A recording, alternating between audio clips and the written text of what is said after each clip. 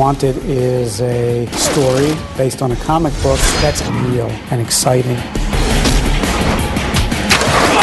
The 14-year-old boy in me was really like, yes, I'm going to do this cool action comic book adaptation film thing.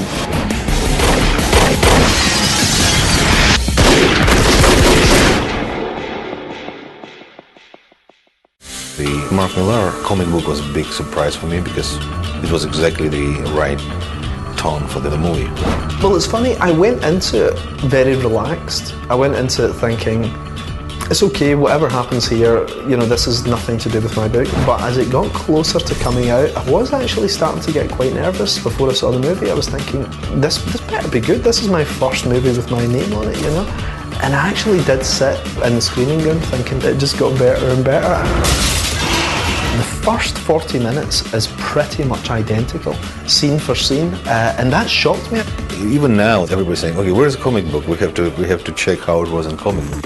Yeah, I didn't expect it to be like that. I thought it would take a few things, but captions were voiceovers, dialogue was lifted straight from the book, and I was so pleased to see that. Visually, what was interesting in comic book was voiceover and Wesley's voice, because it was an interesting combination between ordinary life of the ordinary person and very brave and smart and sarcastic voiceover. And this combination created the energy and tension for the whole movie.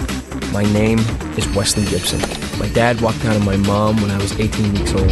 One of my favourite scenes that was transplanted was the opening scene, which was where suddenly this guy sort of sees a dot on his head, takes out his guns, jumps out the window and starts chasing after his assassins. It's a beautiful scene. The way it's actually shot is almost panel for panel like the comic book. We use the same tools Mark Millar used in his book. It's a combination between humor and violence, because together it becomes very entertaining and smart. But another thing that was great as well was there was a few scenes that maybe I only had a couple of panels to play with because you don't really have a lot of room in a comic book, that they fleshed out and made into cool big scenes, like this gigantic chase sequence.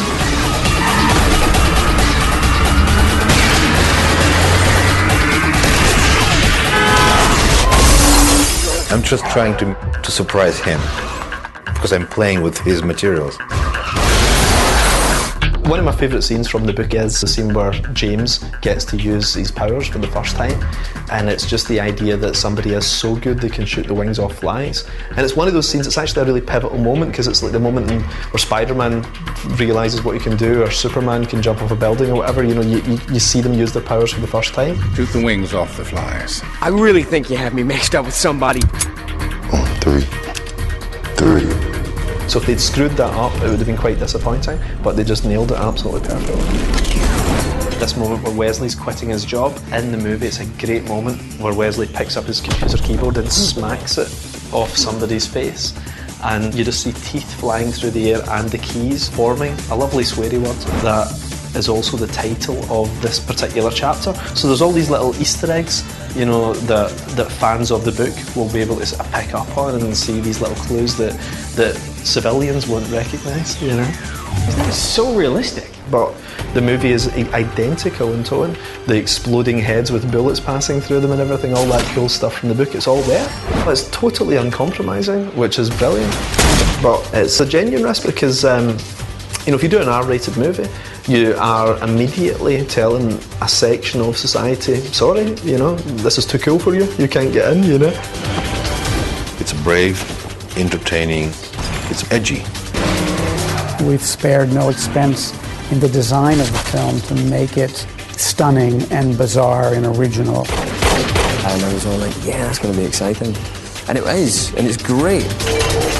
Mark Millar and I, we have the same language, even if his accent and my accent is just totally different, and sometimes it's very difficult to understand each other. What did you say?